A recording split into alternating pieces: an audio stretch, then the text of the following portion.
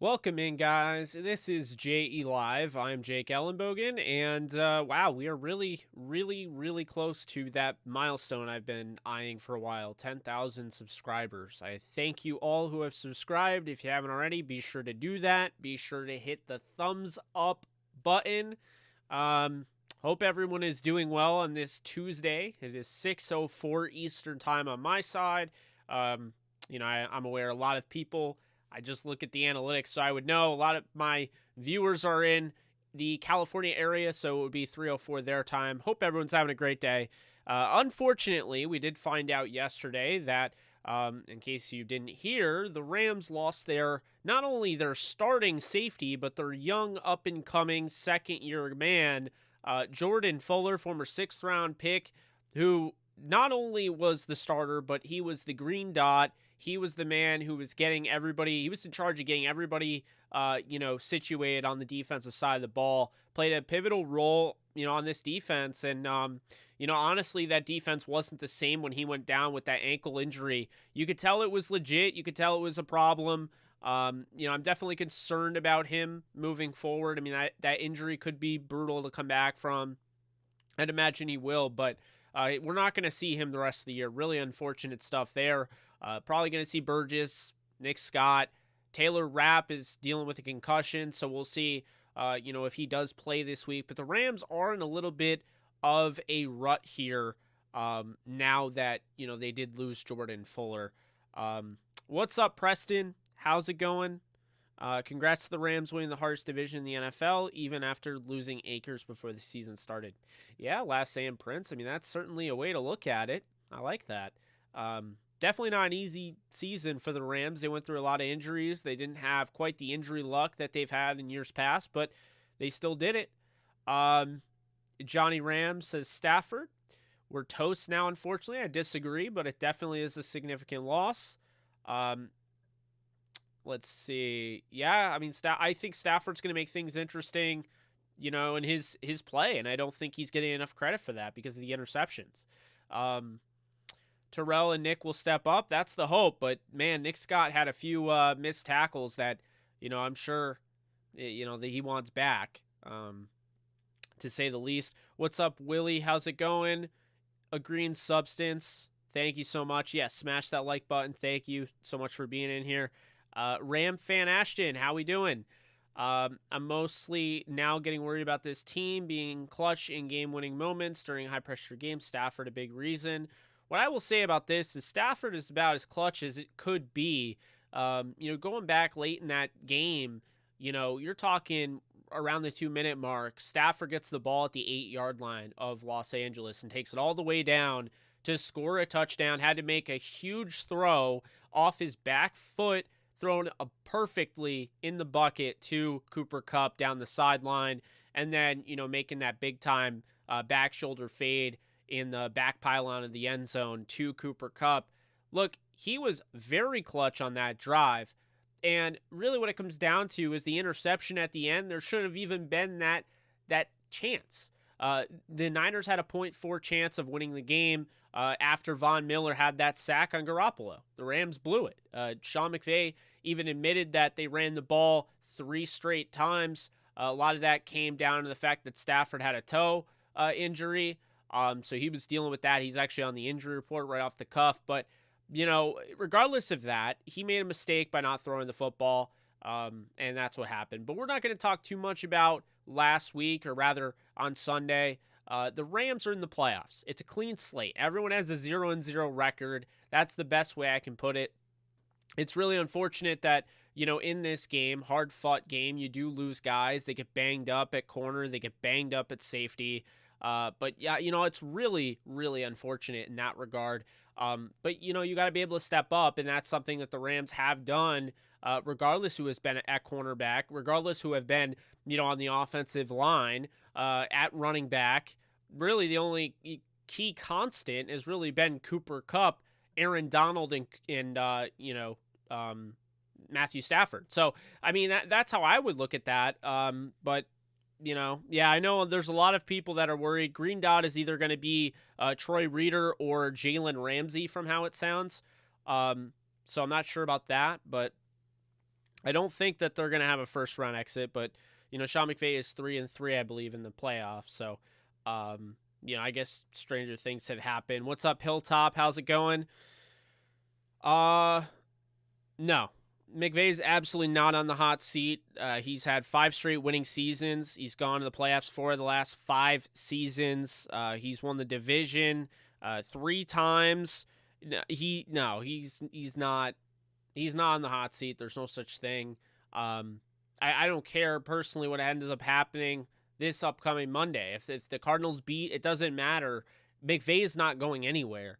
And if you want a further example as to why McVay is not on the hot seat and why we need to stop putting him on the hot seat, the proverbial hot seat, the fact we need to realize that even in his faults, he's the youngest head coach in the league. He's 8th all-time in win percentage for coaches that have coached at least 80 games in their career. We have to realize about the fact that the Jets are still, despite having all these coaches, they still haven't made the playoffs since 2010. It gets worse, okay? And that's the thing. It takes a while to find your coach, but when you found him, you live with him.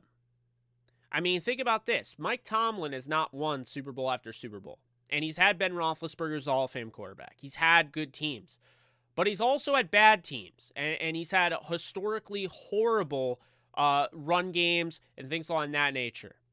Still, Mike Tomlin has never had a losing season. When Steelers fans even mention the thought of firing him, I laugh. It's very hard to win in this league.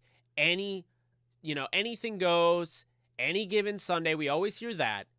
It's very difficult, and when you have a coach that is 35 years old, already has maybe the best coaching tree in the league currently right now, and could get bigger, I mean, there's a chance that Sean McVay and or both guys from his coaching tree could be in the playoffs, could be represented. So, no. Sean McVay is not on the hot seat. No. Done. I've had that. With all due respect, I've heard that so much, and I'm honestly sick of it. The job Sean McVay has done has been incredible. He has his faults. I definitely have my issues with him at times, but I love him. And I realize what he's done. Yeah, the Steelers have only had 3 coaches since, and I mean, look at what the Steelers have done in their career. That's why they're that franchise is one of the greatest franchises of all time. It's why the fan base is so loyal. They've had the consistency. It's what happens when you stick by your coaches. You make 3 good hires. Why are you quick to fire any of them? Something that the Dolphins should learn. Whether, I don't know, Stephen Ross still owns the team or whatnot, but I don't know what they're doing. They held on to the same GM that's been there for 20 years, and they haven't won really jack crap. But so, fire Brian Flores. That, he was the reason. No, Morris is not on the hot seat. No, he's not.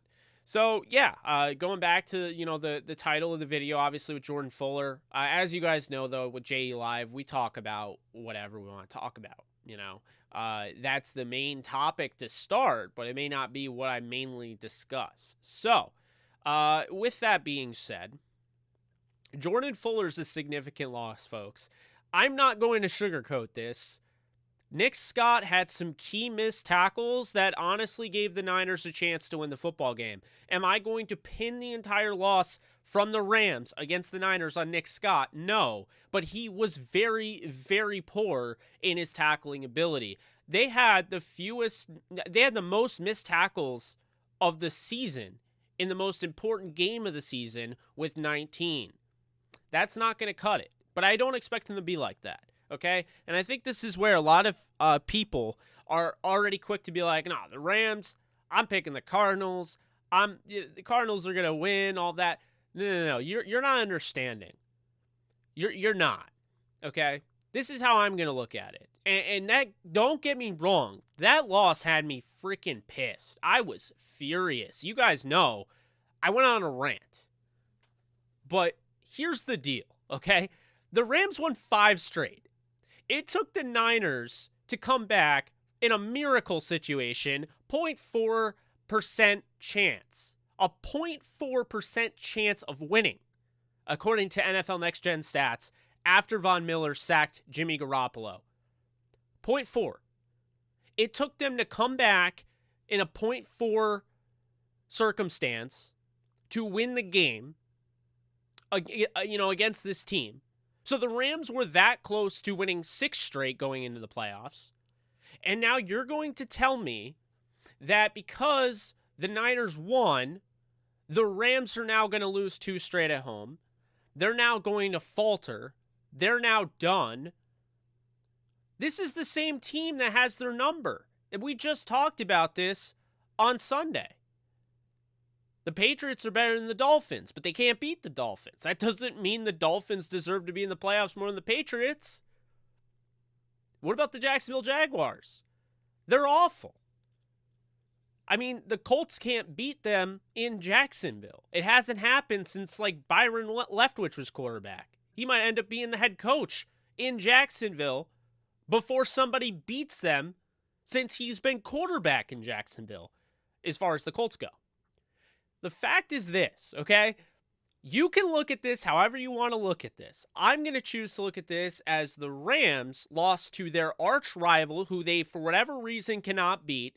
And I'm not going to take away the credit that they deserve making the key adjustments. I keep seeing people say, well, Sean McVay's got to run the ball more. Why do you think they lost? Sean McVay ran the ball too much. Sony Michel averaged 2 yards per carry. Cam Akers averaged 2 yards per carry. The offensive line was abysmal. Couldn't block. Pass or the run. So how, that's the thing. He made adjustments after the Green Bay game. Tightened up the defense. All of a sudden, they can run the football. They're running 12 personnel and 13 personnel groupings. We talked about this. That doesn't just go away. He made adjustments. You have to give the Niners the credit. I mean, they absolutely bullied the offensive line. So this is my thing. This is not a team that's falling off a cliff, okay? This is not a team that is done. This is not a team that should be held to a different standard because they lost to the Niners. The Niners are their kryptonite. But as far as I'm concerned, a team that has won 5 straight, the last loss they had before this was against the Green Bay Packers, who were the number 1 seed, who they lost by 8 despite not possessing the ball for freaking 2/3 of the game. I'm sorry. I'm not going to sit here and say I'm not going to count the Rams out. I'm not going to throw in the towel. I mean, I've already put all the evidence out there on my Twitter. If you guys haven't checked it out, I spent a lot of time on it. Uncharacteristic. Just kidding. Not uncharacteristic. I put a lot of work into stuff like that. I don't know why. Most people don't. It's frustrating, and I like frustrating myself. I don't know. But, for instance, I keep seeing, Matthew Stafford interceptions, yada, yada, yada, whatever. He averages an interception per game. Kurt Warner threw 22. I love Kurt Warner to death. He's been on my show. He won a Super Bowl with that same 22 interception season. He won an MVP. I don't know what to tell you guys. I really don't. I mean, Matthew Stafford is fine. He needs to stop throwing the interceptions. Sure, he's thrown 11 since Robert Woods has been out. He only threw 6 when Robert Woods was in the lineup, but let's not look at that context. On top of it, Matthew Stafford leads both Aaron Rodgers and Tom Brady in completed air yards per completion, intended air yards, percentage of passes dropped, percentage of bad throws. That's a good thing. Average yards per attempt, average yards per completion, and fourth quarter comebacks. He is tied with Tom Brady. He is literally having one of the best seasons in Rams history. He's having one of the best seasons of any quarterback in the league. He's 100% top 5, and they're not even in this position this year without him. Last year with Jared Goff, Jared Goff had 20 touchdowns, 13 interceptions, and he had he had 4 fumbles lost. So he had a +3 turnover differential, whereas Matthew Stafford's fumbled twice. So that's 17. So, I mean, the turnover differential there is over 20 for Stafford. See, this is the thing. Touchdown turnover differential. So this is what I keep saying, okay? I'm not counting this team out. I don't care about Matthew Stafford's win-loss record. I really don't. Matthew Stafford hadn't won a division until he went to the Rams. Oh, first year he wins the division. Last year, with Jared Goff, the Rams had a top 10 rushing attack, and they had the number 1 defense.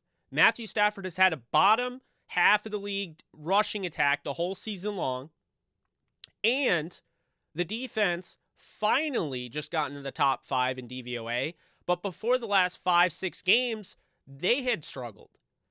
They weren't horrible, and I told you that Raheem Morris was building something. You had to give him time, but they weren't last year's defense. So what Matthew Stafford has done is essentially doubled Jared Goff's touchdown output, production. He's thrown more air yards per attempt than Tom Brady or Aaron Rodgers. He's completing more of them, so he's more accurate downfield. He's throwing very few bad throws. He's throwing less than Aaron Rodgers and less than Tom Brady. Brady also, by the way, because I keep seeing people saying Brady's having a better year because he has the touchdowns and yards. Because don't get me wrong, 43 touchdowns is great. Stafford finished with 41, by the way. It took Tom Brady throwing 3 against the Panthers in garbage time just to pass Matthew Stafford, but I digress. But with the yards, he had over 5,300. Yeah, that's great. Stafford threw 118 fewer passes than Tom Brady. They played the same amount of games. So I'm just saying, this guy he's not done. He's far from it.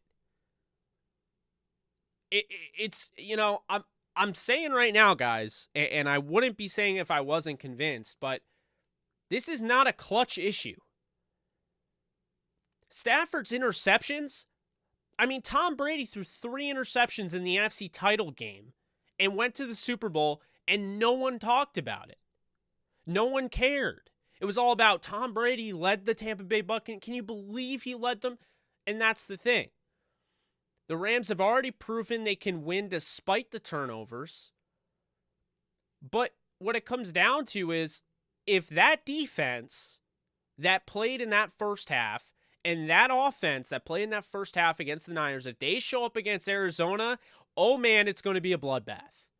Arizona is going to get embarrassed if that happens. And I'm not saying it will. But I think that they were onto something, and I think that maybe they got way in over their heads. Maybe they kind of felt like they already won the game. Maybe the Niners wanted it more since they're playing to get into the playoffs. The Rams are already clinched. But regardless of all of that, the Rams don't play like that against every team. There's only one team that has absolutely blown them out, dominated them this year, and that was in November on Monday Night Football, on our watch party. We watched it together. It was the Niners. No other team against the Rams have dominated them the way the Niners did that night. And the Niners didn't dominate this game. So, I'm over the Niner game as well, Sean. Basically, my point is that we got to give Stafford credit. We need to realize that it doesn't matter, how much you paid for him. It really doesn't. He's been worth every single draft pick they traded. He's been worth trading Jared Goff away. Jared Goff, and, people keep saying stop comparing the two. I keep being told that they're the same, or I keep being told that, well, Goff wouldn't have done that. Here's the thing, okay, guys? The Rams had to make this move, and this is why. Because last year, despite having a better defense and a better rushing attack, Jared Goff's intended air yards was 6.5. Stafford's is 8.5. Okay? That's not even the most. If you take Jared Goff, all of his seasons with the Rams, and you take Matthew Stafford's season this year, Jared Goff in 2018 had more intended air yards per attempt. That's what he was. Jared Goff was becoming a star quarterback. That's what I'm trying to say. It's not even a knock on him. It's just the reality of the situation is that Jared Goff was becoming a star quarterback under the tutelage of Sean McVay. Then they got figured out right around the time, after the Chiefs game. He had a few hits. I've already speculated on the fact he has not been the same since the Chiefs game, but people don't want to listen to that. That was his last really put up or shut up game. But since then, this is Jared Goff, 7.7 intended air yards per attempt in 2019. Still throwing the ball downfield, but man, the worst completion percentage of his career, arguably, then. And then 2020, it goes down from 7.7 to 6.5. So now he's just dinking and dunking. And then it goes down to 6.4 this year with the Lions. This season with the Lions is the worst season of his career if you don't count the 7 games he played his rookie year. And it's really not close. It's not to hate on the guy, but it's to show you that the offense became incredibly predictable. So when you have a quarterback that is he's averaging 6.4 intended air yards per attempt, that means he's not throwing down the field enough. And when you're not throwing down the field enough, then teams, they can telegraph you pretty easily. And that's what happens. Jared Goff's completed air yards is horrendous at 4.5 this season. Matthew Stafford's is 6.8. And that still isn't as much as Jared Goff in 2018. You know, I still get, well, Jared Goff in 2018 and play better than Stafford did this year. I mean, Jared Goff in 2018, we were talking about a potential star quarterback in the making. 32 touchdowns, 12 interceptions. He had 28 touchdowns and 7 interceptions the season before. That's not up for really debate. His yards per completion was 12.9 back-to-back seasons. That's more than Stafford. But the fact is that, first off, Stafford's the quarterback. So we need to stop with Goff wouldn't have. Yes, he would have. Okay? Secondly, Stafford's not the only one that throws interceptions. Look at, just do me a favor, go back to 2019. 16 interceptions by Jared Goff in 2019. 16. So he was throwing fewer air yards. He had a 62.9 completion percentage to Stafford's 67.2, and he threw 16 interceptions to Stafford's 17. He had a passer rating of 86.5. So what I'm getting at here is that they made the move. It wasn't just for money issues, and really what it ended up happening was this was the right move. Jared Goff has continued to decline statistically. He has not shown anything of what he was in 2018. He's shown nothing of that. But he's continued to decline, and the Rams, knowing that they are putting everything in, they're going all in. We talk about it all the time. F them picks. Well, you can't be for F them picks if you're against trading for Stafford. I'm sorry, you can't. Because that is contradictory. But the point that I'm making is that they had to make this move for Stafford because look at where they are now. You're saying with a lesser defense and a lesser running attack, that means the quarterback has to do more. And the quarterback did more. It was one of the best seasons in Rams history for a quarterback. It broke Kurt Warner's passing yards record. And on top of that, Matthew Stafford led this team to a division title. So I understand it was a painful loss against the Niners, but I feel like we've almost forgotten that last year, with better help around him for Jared Goff, with a better defense, the best defense in the league, might I add, and a rushing attack that had a 3-headed monster backfield of Cam Akers, Henderson, and Malcolm Brown, that team did not even win the division.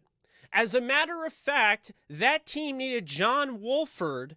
Before that game started, we didn't know if the Rams were in the playoffs. Going into that game, they needed John Wolford to beat the Arizona Cardinals to get into the playoffs.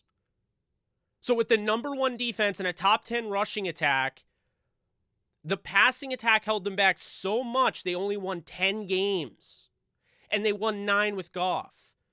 And now Stafford's the problem, despite the fact his defense is not anywhere near as good as they were last year. And the rushing attack is bottom of the league, bottom half of the league, 24th pretty much the whole season it's been. And it's his fault. They won 12 games. So I'm not worried about him in the playoffs. I'm more concerned with a banged-up secondary without Jordan Fuller. I'm more concerned about Darius Williams. He got banged up. I'm more concerned about Taylor Rapp with his concussion. I'm not concerned with Stafford. You get what you pay for. Have you ever seen Brett Favre play the game? I mean, he's essentially the modern-day version of Brett Favre. I don't know why no one realizes this. I mean, I think some people do. But, I mean, it's ridiculous. Let's look at Brett Favre for a second. You ever heard of him? He's pretty good, right? Yeah, Brett Favre. He threw 336 interceptions. Let's see how many seasons he threw more than 17 interceptions. I'm very curious about that. So he threw, let's see, 1, 2, 3, 4, 5, 6, 7, 8, 9. 9 seasons he threw more than 17 interceptions that Stafford threw. Oh, by the way, he's also a Hall of Famer. He's 11-time Pro Bowler, 3-time All-Pro, 3-time MVP, and a Super Bowl champion. So, no, I'm not worried about Stafford. I've been very impressed with Stafford. You know, he's had his moments where you're like, oh, what are you doing? But the number of throws he makes that are on target, his on target percentage is higher than, Brady. It just cracks me up that people can't give him his credit. I understand it's been a tough year because our, expectations went through the roof. Think about this. I said they were going 15-2. So if you listen to me as an authoritative figure, if you believe in what I say, I'm sure I pumped you up and I got your expectations even higher. I'm not doing it for clickbait. I truly believed going into the season they could be 15-2. Okay? So there's that. Then they get Odell Beckham Jr. and Von Miller. And now the expectations have gone way past the ceiling. Okay? Everyone is assuming they're going to win the Super Bowl. And so any sort of loss now is, or not even loss. The Rams can't even lose without people already being off the bandwagon with Stafford. He throws a pick and they're like, see, this is why we should have kept Goff. No, not even in the slightest. Goff this year, I don't see it very often, but Goff has a negative EPA, negative expected points added. Matthew Stafford's, he's tied with Tom Brady. So, Matthew, I missed your super chat. Thank you so much for donating. Really appreciate it. 12-5 season. Who the flip thinks Sean McVay is on the hot seat? I don't follow McVay for putting his trust in the defense. The defense just let receivers get open for some reason. Yeah, they played that, very soft coverage. The prevent defense, the same thing that cost the Rams the Super Bowl against the Patriots back in the day. Matthew, thank you so much for donating. Well, once again, just saw that. Just thinking earlier, if Stafford, we had 2018 healthy Todd Gurley, we would be undefeated, I think. Yes, he is a gunslinger type like Favre. I mean, honestly, I think that's honestly a really good point. And, as great as it kind of puts into perspective, as great as Goff was in 2017 and 18, whereas the engine of the offense, you could say, is Cooper Kupp or Stafford this season, probably Cooper Kupp. It was Todd Gurley, and not having a back like Gurley would have really hurt Jared Goff. As a matter of fact, we found out it really did. So, that is that. But, Matthew Stafford didn't even get a chance to have Cam Akers until the last game of the year. So just imagine what he can do, next season. And also, this is another thing. He's got 2 years on his deal, and I don't think the Rams traded for him just to play 2 years unless he's going to retire. So I need to stop hearing about if he doesn't win a Super Bowl this year, it was a bust trade. Because it absolutely wasn't. He doubled the touchdown production of last season. Okay? He won a division title, which is the third time in 5 years that McVay's done that. They hadn't done that since 2018, by the way. I don't know if you realize that the Rams had not won the NFC West since they went to the Super Bowl. Okay? So they didn't do that last year. They got in the wild card. So Stafford comes in, wins the division, loses Robert Woods, continues to truck along, throws 41 touchdowns. Sure, he threw 17 interceptions. This was the year, apparently, the interceptions were going to be a huge thing that people were going to have an issue with, even though they haven't had an issue with it the way they do this year, probably because it's Stafford. I really have never seen a quarterback that was held to that type of standard that Stafford is. It is quite honestly unbelievable to me. So, I just think it's funny. But, well, Stafford tied Trevor Lawrence interceptions. Are you even trying to say that Matthew Stafford is on the same planet as Trevor Lawrence? Because Trevor Lawrence had 6 yards per attempt. He had a 58% completion percentage in a league where even Goff was almost at 80. He had 10 touchdowns to 17 interceptions. He had a 69.6 passer rating. This isn't even up for debate. I mean, that's the thing. The interceptions, it's like shoot or shoot. Your favorite NBA player probably shoots a ton. He probably has nights where he shoots 20% from the field but hits the game-winning shot and you don't care, right? There's probably players like that. Like, I've seen Bradley Beal go 75% from the field and be unconscious. Hits 8 3-pointers. Scores 60. But then I've seen him in nights where he has 12. He goes 1 of 18 from the field.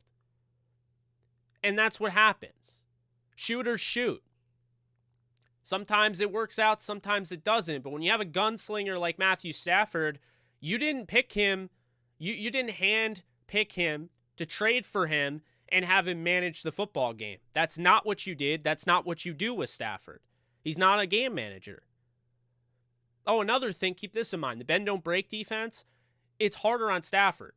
It's harder to get into a rhythm. When you're flowing, you're clicking on all cylinders and all of that, and all of a sudden you have this long 49ers 8-minute drive. I mean, the Rams barely got the ball in the third quarter. It takes you out of your rhythm. So, something to keep in mind. I think it's a little overblown. Because I understand, guys aren't throwing as many picks. They're not throwing down the field anywhere near as much as Stafford. Last year, Carson Wentz led the league in picks, tied with Drew Lock with 15, both of which were under 7 yards per attempt. Guys just they're not throwing down the field the way Stafford is. There's only 2 guys ahead of Stafford, by the way, in air yards. 2. Justin Fields and Lamar Jackson. Yes, that's right. Lamar Jackson, the running quarterback that everyone just assumes can't throw. He is second in air yards. Justin Fields is first. Justin Fields has, I think, the most dropped passes in the league. Stafford is in the top 5 in the league in drop passes from receivers. Jared Goff had a season, I believe it was 2018, where for whatever reason his receivers caught everything. He only had a 2.4 drop percentage. Stafford's in the 5s.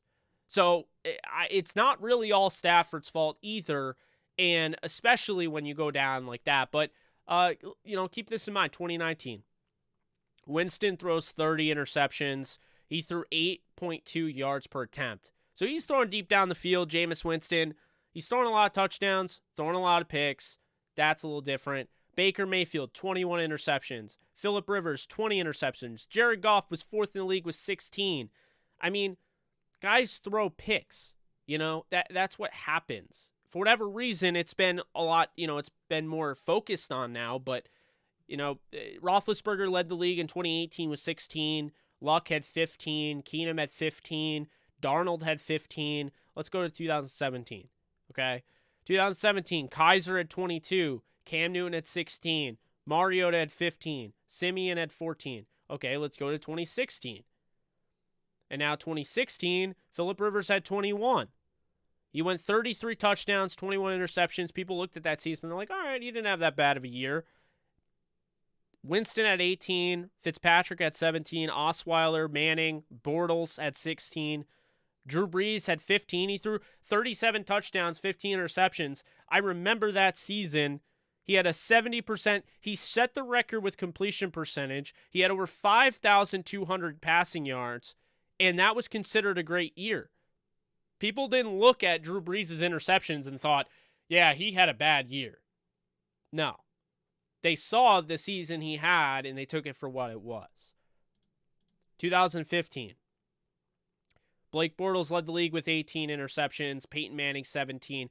So as the years have gone on, and this is what I've noticed, the behavior of interceptions, it's way different now.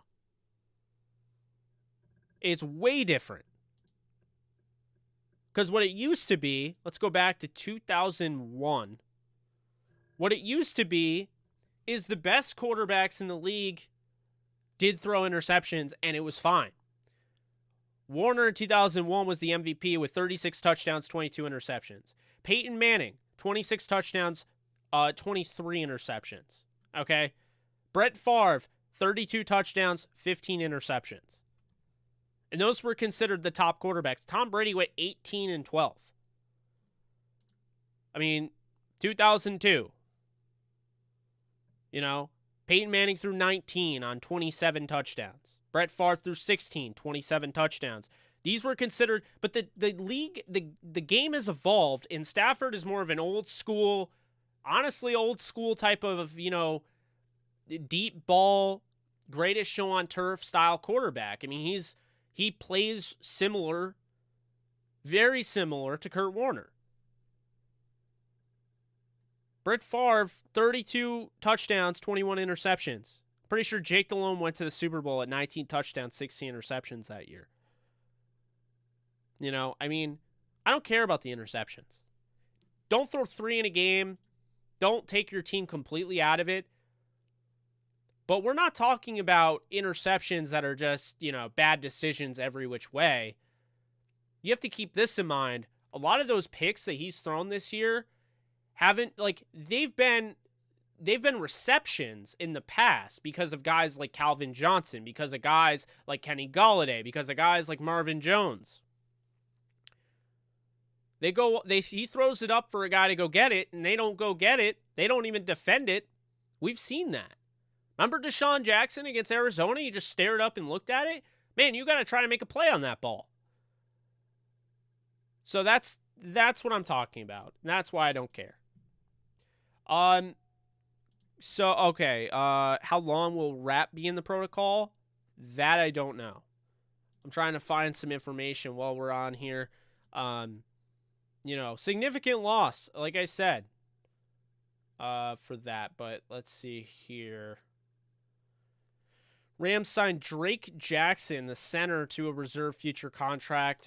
Before I get asked, no, he is not eligible for postseason play. He goes on the reserve list, futures contract list, and he will be added to the 90-man roster in the offseason when the season ends. Let's see here. Trying to find out some news on that. Darius Williams. So Fuller's out for the year, obviously, with an ankle. If you guys missed that.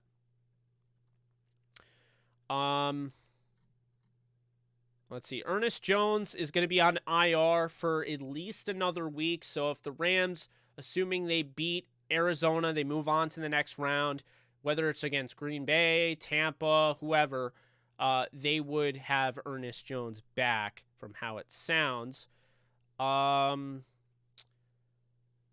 McVay says Nick Scott and defensive back Terrell Burgess are candidates to step up in the wake of Jordan Fuller's injury. Taylor Rapp is in the concussion protocol. Darius Williams has a shoulder injury that is still being evaluated. And running back Buddy Howell suffered a hamstring injury that could cause him to miss anywhere between 1 to 2 weeks. Leonard Floyd dealing with a back strain, wide receiver Van Jefferson a little bit of a shoulder injury, but those injuries won't affect either player's game status this week, according to Sean McVay. So, right now, they're looking at it's going to be Ramsey or Troy Reeder, green dot. There's the potential of having Ernest Jones, but not back until the week after this one. There's the potential of having, Leonard Floyd and Van Jefferson will play. There's a potential of having Darius Williams and Taylor Rapp, but we wait more on that. There's just not a ton of information out at this point in time.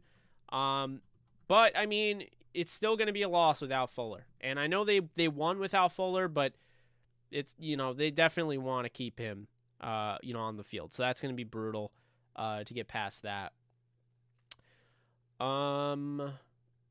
Let's see. I'm trying to find anything here. Fuller needs ankle surgery, by the way. That's why he's out for the year. Let's see. Yeah, so we're just waiting on Darius Williams and Taylor Rapp. The other guys, they're either ruled out for this week or they are expected to play. The guys expected to play obviously will play. I mean, Matthew Stafford's toe doesn't really matter in this grand scheme of things. He'll play through it. Leonard Floyd, Van Jefferson, they'll play. But Darius Williams is up in the air, and so is Taylor Rapp. So Yeah, big opportunity for Burgess. He made a pretty big play when he needed to in the overtime period. Yeah, I like Trayvon Howard a lot. Had a really nice pass breakup. And Burgess time has passed, huh? You're really out on Burgess already? The guy's barely played. Barely gotten his shot. I don't know about that one.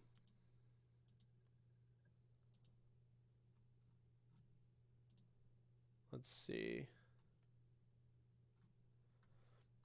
I'll keep lookout during this stream. You know, we have about 17, 20 minutes, you know, around that left, but yeah, I don't see anything on that injury. Everyone make sure to hit the thumbs up if you haven't already. Would really appreciate it. We're at 46. I'd like to get that over 100 if we could, since we're over 100 people in here. I don't know if Greenlaw got away with anything yet. They review it, and then we probably find out about the fines later on in the week. I don't think he'll get suspended, but I mean, if he did, it wouldn't be the worst thing. Let's keep liking the stream, folks. Seattle keeps on touting Lockett year after year. They call him up and coming.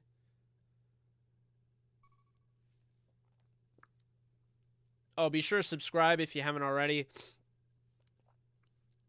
All subscribers are able to comment. If you're not able to comment, it's because you haven't subscribed yet. So it'll allow you once you hit that subscribe button. Thank you, Zmog. Appreciate you. Glad everyone likes the show. Tend to go off on a tangent and a rampage and a rant when I have, you know, those vibes on my mind, and I just can't stand the hate that Stafford gets, man. You know, he's been getting his whole career, and now he wins the division, and he finally won a division. He throws 41 touchdowns. He threw 17 interceptions, you know. It's never fails. Never fails. He comes back in the fourth quarter to win, and they're like, if he didn't play so bad before, he wouldn't have had to come back. It's always that type of goalpost moving and things along that nature. We can't give the guy his credit. I don't know why. He's just one of those players. He seems very likable. I've never met him personally, but I heard he's a great guy from somebody that did, you know, play with him in Detroit. And, you know, I don't know what it is, but there's people that are always hating on Matthew Stafford. And, I mean, he doesn't care. He doesn't care. But, I mean, I care. I find it really annoying, you know? Find it annoying that Matthew Stafford has this great year for the Rams, and all anybody's talking about is the fact that they didn't win against the 49ers. I had one person say winning the Super Bowl without beating the Niners is a false Super Bowl. I'm like, what are you talking about? Like, I hate the Niners as much as you do as far as a fan perspective. But, you know, you have to realize that, yeah, like, sometimes you can't win every game. And it doesn't, like, just because you didn't beat them, like, it doesn't mean that the whole time, the whole year is, you know, null and void.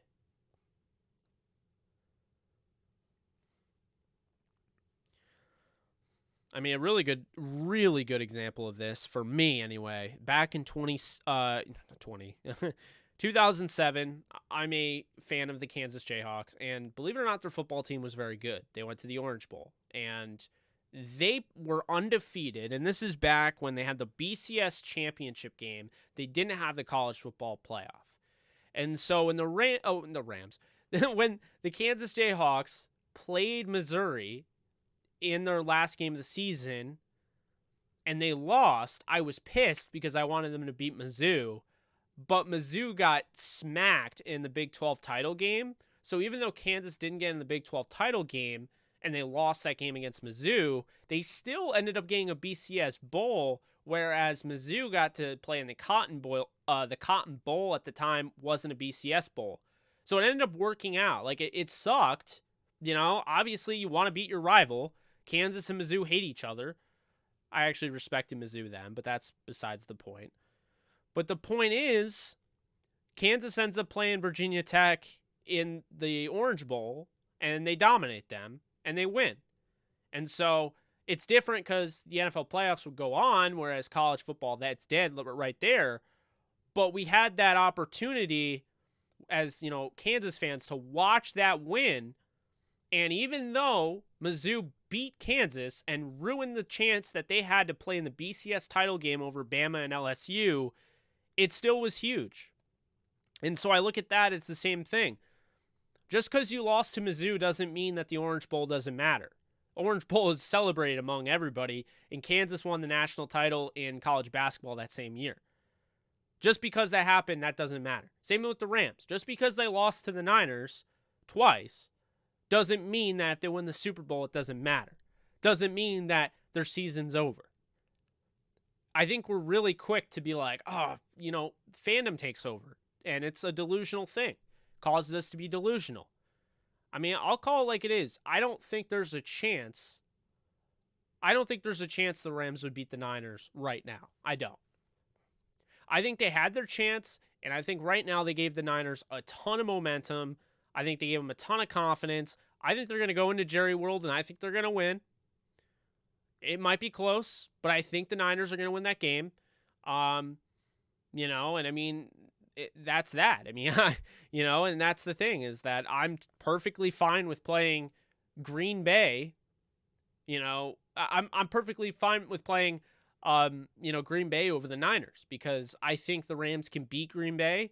They played them the last time in Lambeau without Cam Akers, without a lot of players, by the way. And they lost, but they only held the ball for 1/3 of the game and only lost by 8. So, that's how I look at it.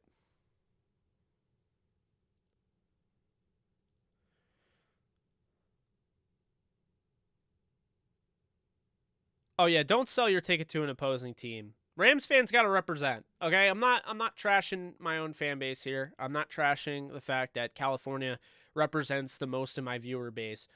I'm saying this. I'm a diehard Lakers fan, as you guys know. I love the Lakers, all of that. Lakers have a tough game against the Jazz. Jazz are the better team this year. Okay, I get it. But the Lakers play 82 games. They're right about the halfway point of the season. There's plenty other home games you can go to. Don't go to the Lakers home game over the Rams playoff game. Don't go to the Lakers home regular season game over the Rams playoff game. Don't do it. If you're a Ram fan and a Laker fan, go to the Ram game. The Rams need your support. The Rams need fans in attendance. They need to make that their home field. None of that, they haven't won enough yet. I don't care about that. I'm never one with attendance, but I was really pissed to see all those Niners fans in attendance. And really pissed because I think the Rams kind of bring it on themselves with the way they sell their season tickets. You should have to be vetted, man. You should have to be vetted as a true Rams fan to buy PSLs. Because I feel like a lot of these scalpers, they bought these PSLs and they just sell them to the highest bidder. And it's always the away team. I'm in New York. I'd be at every Rams game if I could, but that's not possible. I live in New York. I try to go to one game a year, and I went to the Rams-Giants game. I showed out for the Rams on the road, and I'm glad I did. But there's no excuse. We got to fill that stadium because this is going to be one of the best home field advantages in the league as long as we, the fans, do that. We make it that. There's none of this, LA fans are only going to, hang out at the beach until the Rams win. What is winning? What is winning? I mean, since the Rams have been in LA since 2016, the Rams have won the division 3 times under Sean McVay. The Rams have only won they've won 5 of the last 6 years because Sean McVay, they've had a winning record 5 years in a row. 2016 left a bad taste in everyone's mouth, but they got that guy out pretty quickly, and they put in McVay. McVay's been very good. They've had good quarterback play for the most part. Now they have the best quarterback play they've had in Matthew Stafford. You got Jalen Ramsey, Aaron Donald, Von Miller, Odell, Cooper Kupp, who just had the best season for a receiver maybe ever. I mean, you know. Look, I get it. I understand. LA hasn't had a fan base, hasn't had a team, so the fan base kind of, people pick their own teams. I saw it. I went there 3 games. I went to the Saints-Rams game in 2019. I went to the Rams-Packers game in 2018. And in 2017, I went to Rams, at the time, Redskins. Don't cancel me. But, when I was there, I did notice everybody wearing different jerseys and stuff. I noticed Rodgers and Brady and even Garoppolo and things like that. But you gotta get to the point where, if those guys are fans, fine. But if you're sitting here and you're a fan and you're not going out to show your support, I mean, the Rams need you. Like, Matthew Stafford he couldn't even hear. Because the problem is that fans on the other team are cheering while the offense is at work. When they tell you to quiet down when the offense is at work, it's because they literally have to hear what each other are saying. They can't communicate on the field when it's super loud, and that is what happened when the Niners took over. So it creates a problem. So they got to be better at that. Got to be better. It's nothing, and people will take this very personally. But what I'll say over and over and over again, if you're going to the games, if you've gone to a game, whether it's road or, at home, you're not the problem. You're not who I'm talking to. Don't be offended. I see it all the time. And then oh, well, this guy's, questioning my fandom. No. If you were at SoFi Stadium, against the Niners, you're not to blame. If you went to Rams-Ravens, you're not to blame. If you've gone to any Rams game since they've been in LA, you're not to blame. But for the people that go to Dodgers games or Lakers games or Clippers games or Kings games over them, and they never go to the Rams games, they're to blame. It's not, oh, they got to win. What this is the city of champ. I get that, right? I get it. Lakers have a championship. I enjoyed it. It happened on my birthday. Probably one of the most surreal moments. I get that. Dodgers have a title. Cool. Kings have had success, obviously, right? But I mean, the Rams are a winning team. You're not going to. This is the funny thing. You're not going to a stadium to watch a team with Case Keenum playing quarterback. Maybe you used to at the Coliseum. You're not now. You have Stafford. Okay? It's not like the defense is giving up the 31st most points in the league like Brandon Staley's Chargers. You're the Rams. You're not doing that. It's not like their coach is Joe Judge. It's Sean McVay. And it's not like this team sits there in mediocrity, hasn't made the playoffs since 2010 like the Jets, and refuses to ever make a trade. They've gone out and they've gotten Odell, Von Miller, Jalen Ramsey, Marcus Peters, Aqib Talib, Matthew Stafford, Sony Michel. The list goes on. They continue to try to win. So I don't understand that argument. Well, you got to win in LA in order for us to, to go to games. This is a Lakers-Dodgers town. Okay, well, the Dodgers aren't playing right now. And the Lakers are barely over 500. Again, as a diehard fan, they're barely over 500. I'm just saying. This team went 12-5 in the toughest conference in the league, the best division in football that houses 3 playoff teams from it. Not in the AFC North didn't have 3 playoff teams come from them. No. So that's what I'll say. Okay? No offense to anybody. I'm not trying to offend you. I understand some people can't make it to the games. I understand COVID and everything, whatever. But if you're choosing to do things like go see the Clippers over the Lakers. Or not the Clippers over the Lakers. I mean, well, that's kind of weird too, with all due respect. If you're going to see the Clippers over the Rams, a regular season Clippers game over seeing a playoff atmosphere Rams game, they cost about the same. So it's not the cost. Someone just posted here, it was like $74 to see the Rams in the playoffs on Monday Night Football. That's what I'm talking about. Do that. Go. If you're scared of COVID, stay home. Get it. I totally understand. It's fine. You'll support them when you'll go to the games and support them in person when you get an opportunity to. But don't pack up the Clippers game. Don't pack up the Lakers game or the Kings game or whatever the hell LA team else is out there before you're supporting a team that's actually playing for you and is playing in the playoffs. This isn't they don't win. They've already been to a Super Bowl since they moved back here. So it's not that they're not winning. They're winning. It's that simple. Show up to the games, or if you can't, I get it. But don't go to other games. Don't go to the Clippers game in a regular season, meaningless game in the grand scheme of things when you're looking at 82 games. Don't go to those, and then, like the playoff games there, and don't go to that. You know what I mean? That's all I'm saying. Yeah, I almost moved to LA. If you guys don't remember that, it was before my YouTube.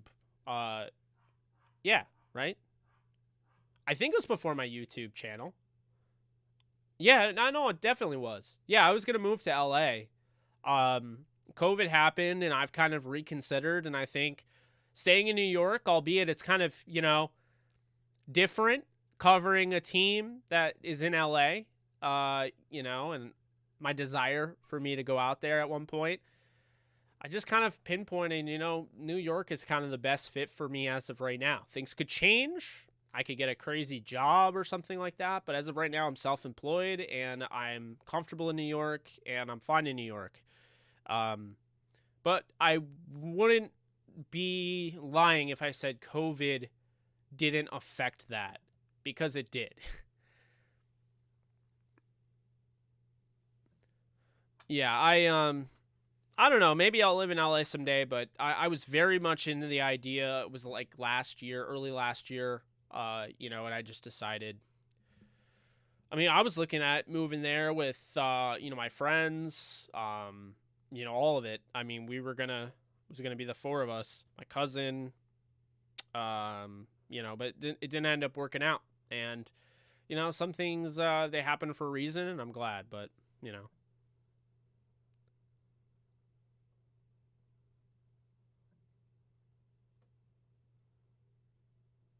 I'm so confused.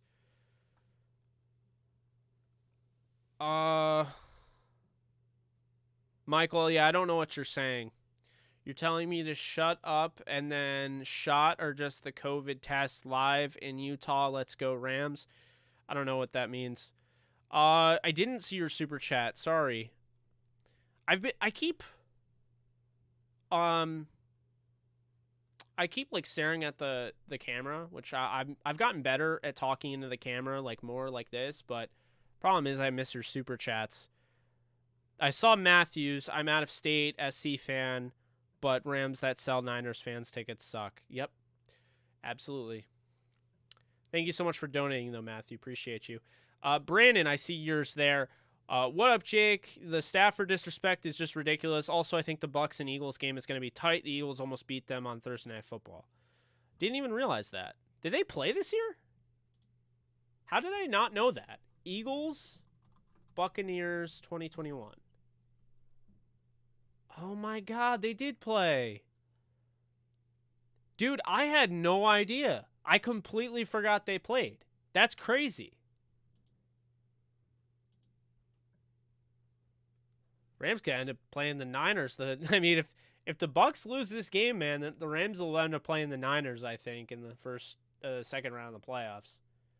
I'm not going to be able to be sane for that game. There will not be a watch party. You do not want to see me watching the Niners in the playoffs. You just don't. Just put it that way.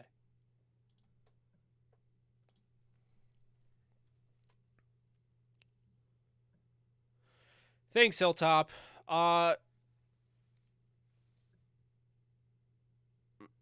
You need the vaccine or a negative COVID test. Yes, Michael. I don't know exactly how it works. I think it's 2 negative COVID tests, but I know they're not vaccine only, but I know you need to have the negative COVID test if you want to be at the SoFi. I think they re-signed Beckham, but who knows?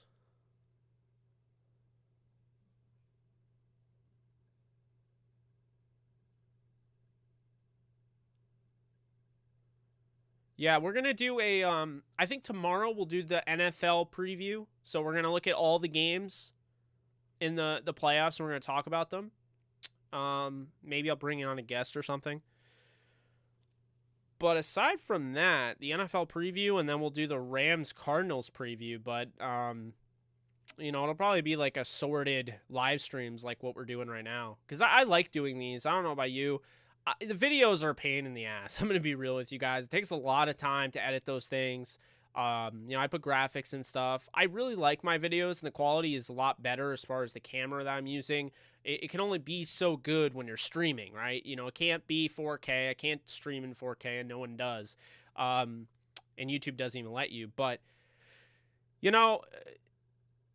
don't know. It's one of those things where I just kind of feel like what got me to where I am is you guys and the live commentary. And I feel like, hopefully next year I'll do more of, live commentary during games. But, I mean, that's kind of how I feel is that, really what it comes down to is I want to have the most engaging the content and like down to earth.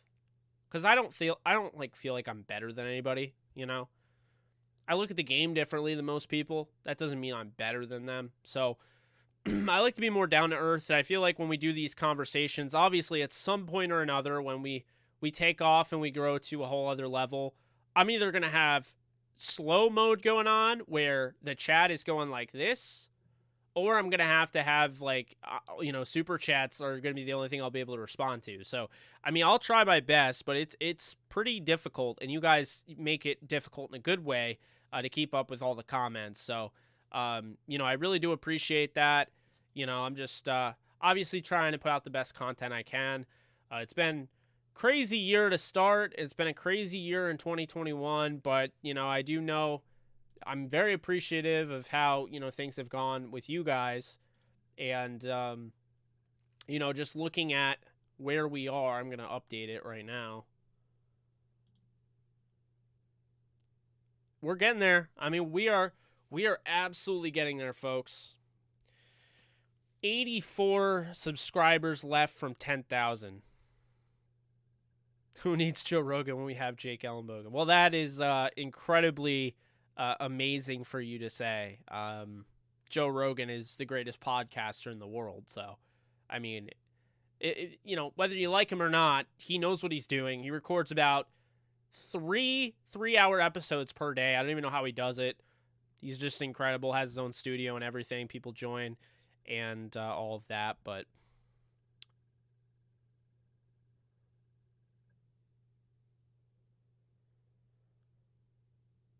yeah, absolutely, Substance. I mean, I'm not really a big fan of trash talk, as you guys know. Everyone's welcome in here. I never want anyone to feel like they're not welcome.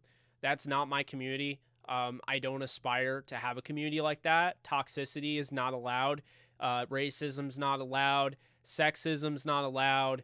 I don't like any of that. So, what it really comes down to is just I prefer no disgusting trash talk. I prefer that, if a Niners fan comes in here, you respect them just as much as you would a Rams fan.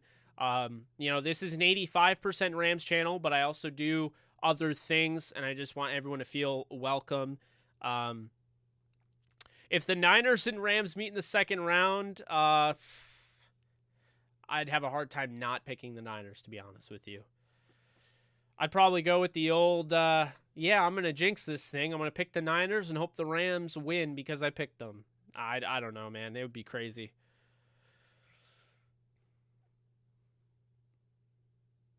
Wow. Episode number 67. That's crazy.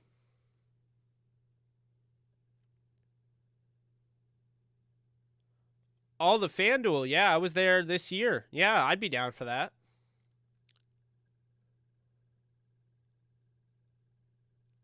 I don't really know how long the Rams will have Stafford for. He's still somewhat young, considering. So, you know, I think that I think he's going to sign a long-term deal with the Rams. I think he plays another 4 years at least, but we'll see. Yeah, I just don't get that.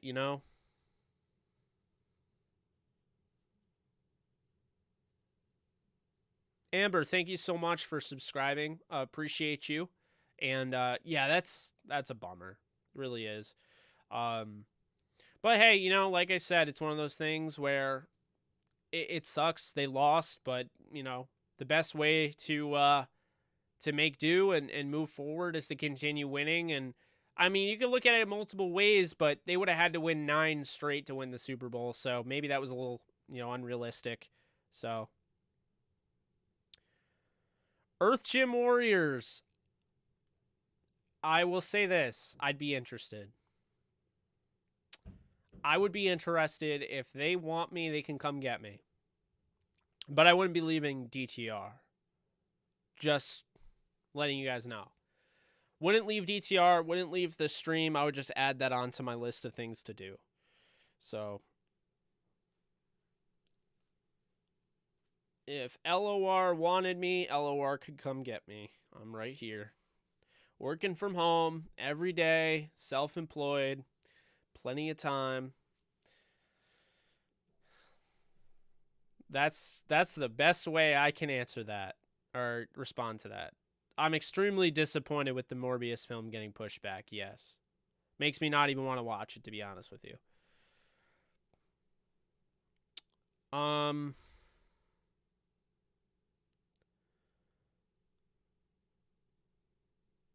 You second the motion? Yeah, I mean, like I said, I'm right here. I wouldn't turn it down. As long as I didn't have to give up DTR or the YouTube channel, there are probably many opportunities that are out there that I wouldn't turn down.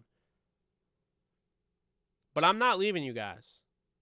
I'm not leaving this channel, and I'm not leaving DTR. I spent way too much time building DTR from the ground up since 2016 with help of, Blaine and Alexis and Joe Curley. Like, I'm not doing that.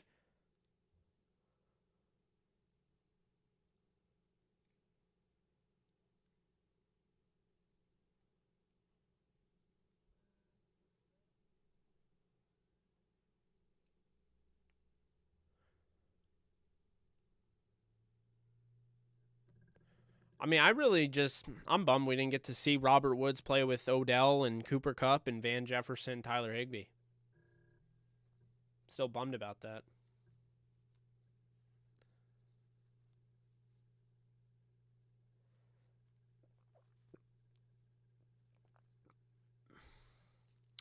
Hey, you can. I'm just over here doing my thing. So I already write for the game day. I do Downtown Rams with Alexis. I do this channel. I take on jobs, I'm self-employed. Like I do freelance. That's what I do. So definitely wouldn't turn anything like that down. But it's funny, I knew exactly what you were talking about.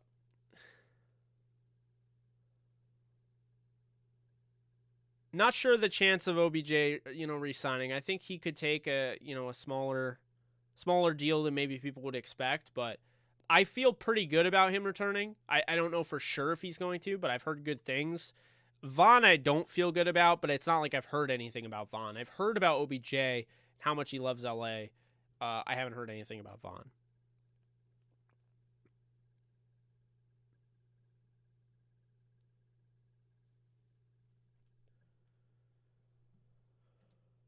Let's see.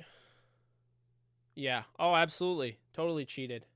Totally cheated. I mean, I guess that's first world problems, right? No one's going to feel sorry for you, as McVay would say.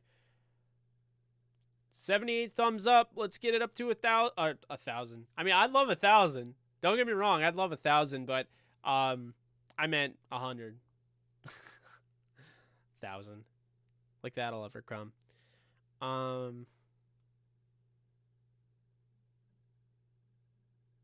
I mean, Greenlaw's just not, he's dirty. I don't know if I want a player like that.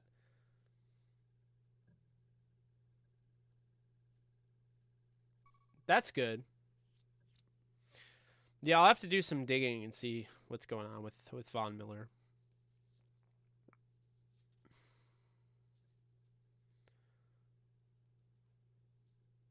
Yeah, Akers moves around well, Amber. I mean, I didn't have any complaints with the way he was moving around, and I the only complaint I had was I want to see him more utilized in the backfield. That's about it. But I get it, I think he'll have a significant role in the playoffs, though. They're going to need him. I mean, that's what it comes down to. They'll need all hands on deck.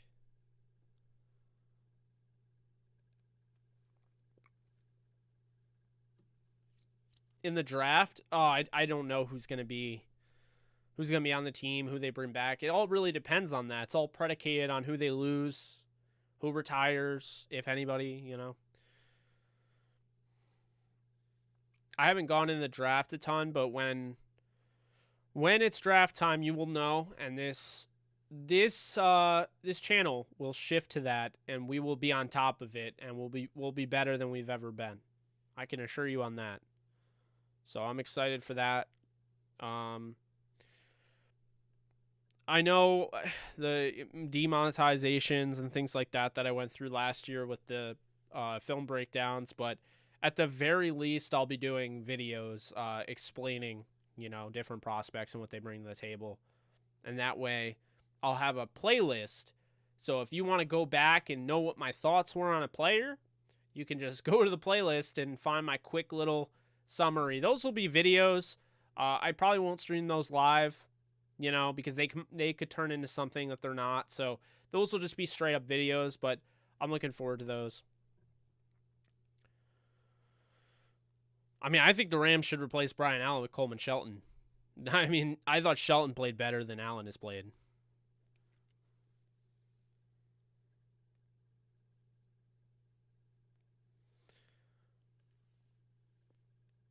Yeah, I saw Joe Judge got fired. That's awkward.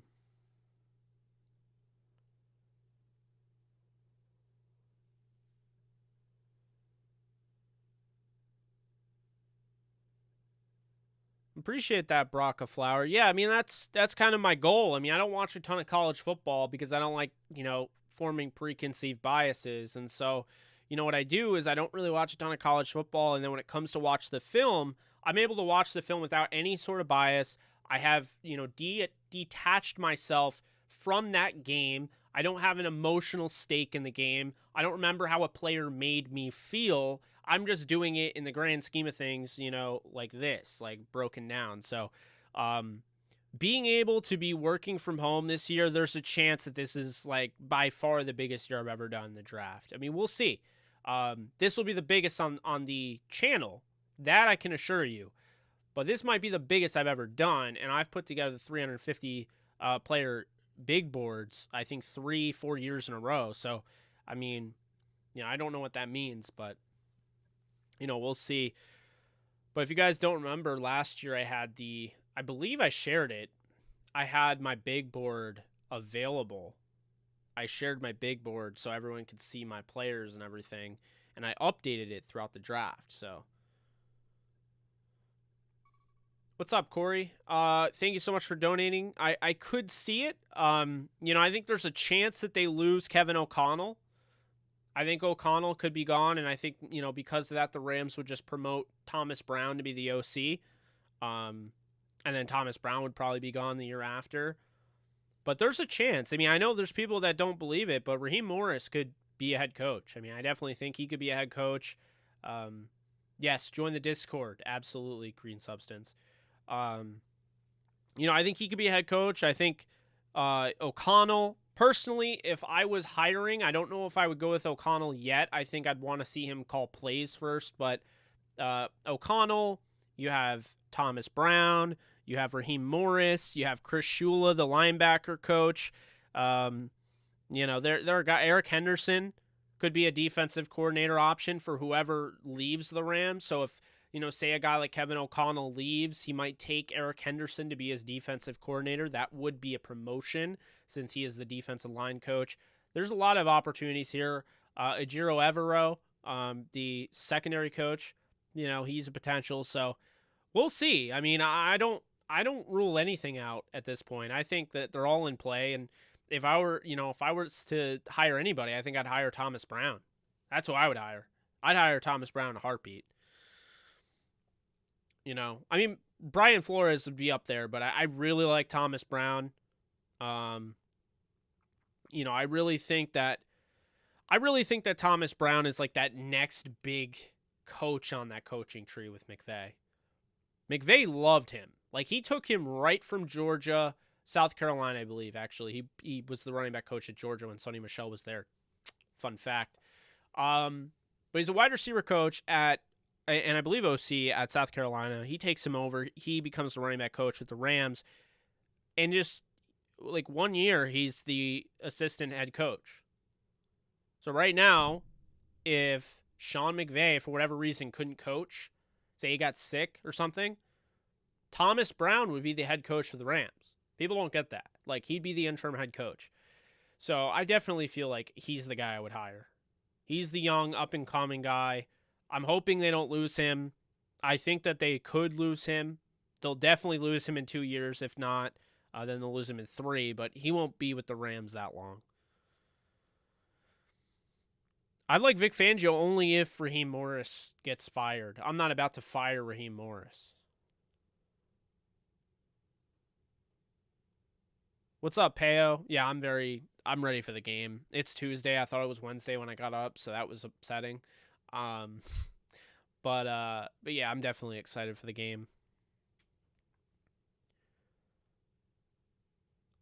I don't know. I mean, I think the only thing I've heard, so far is O'Connell with the Broncos. I haven't seen anything else on anybody else, but I'm just saying personally, I would go after running back coach / assistant head coach in Thomas Brown if I was the Broncos, the Bears, the Vikings, the Jaguars, any of those teams that are looking for a head coach. The Giants, I'd be all for Thomas Brown.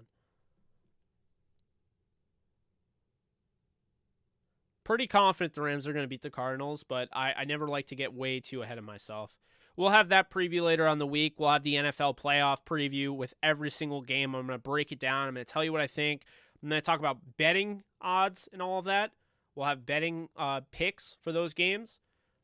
Betting is now legal in New York, so I can talk about it more. In case you didn't know that. Also, prize picks. DT Rams on Prize Picks. Make sure you go and sign up to Prize Picks.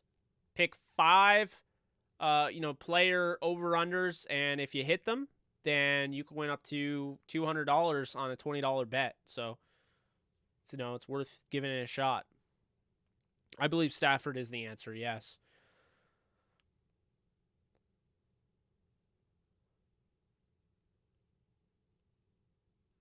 I am in New York. Yes, I am.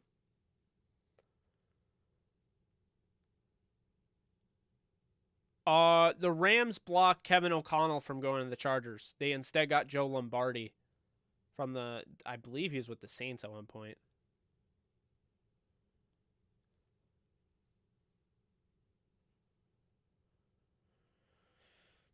Niners fans filled out the SoFi Stadium because of the PSL owners. A lot of the PSL owners are just, nothing but, scalpers. And so they bought them, and now they just sell them to whoever is the highest bidder.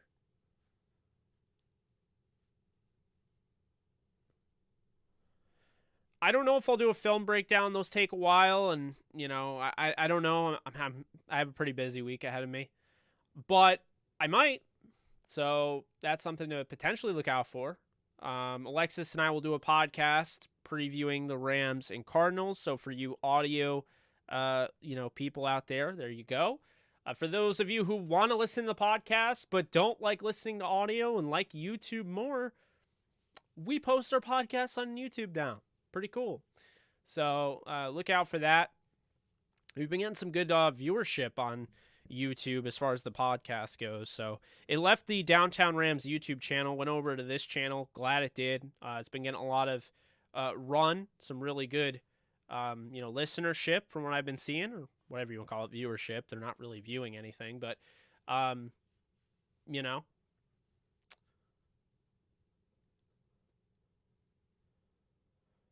you so much, Dominic. I appreciate you subbing. Really excited for all of that, but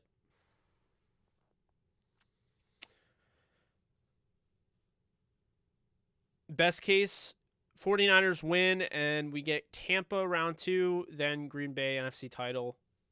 Yeah, I do agree with that, actually. I don't want Mike Zimmer. I don't like him. I don't want him. I don't want him anywhere near my team. I have my reasons.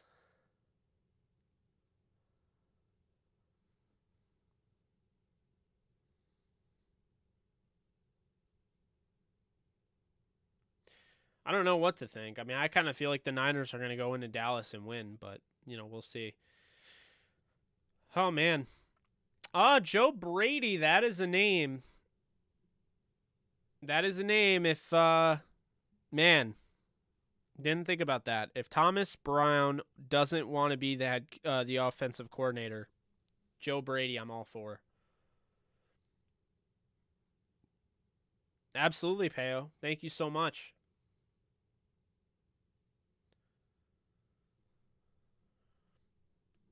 Yeah, I think this has been a pretty successful live stream. I did not see the recent reports about that, Scott. That's kind of crazy.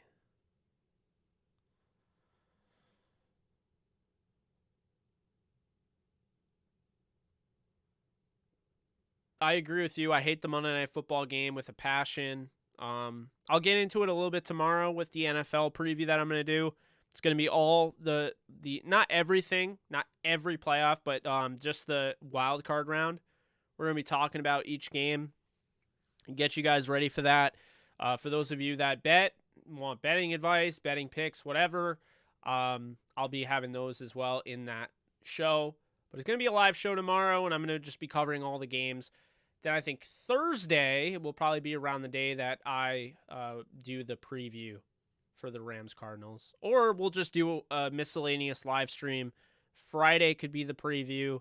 I've seen people ask about the Devil's Eyes podcast, the horror podcast I was doing with my co-host Jarrett Bailey. That will be returning, okay?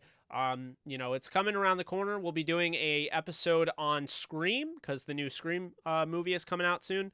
So we'll be doing that at some point. I'll let you guys in on that. We'll post it when we're ready to do it. The live stream anyway. You'll know when it's coming. But that's that, guys. So, really do appreciate you for hanging with me on this Tuesday. Hope everyone, does well the rest of the week. If I don't see you, then I'll probably see you at some point. But you guys take care. Be good people. I love you all. And go Rams. Later.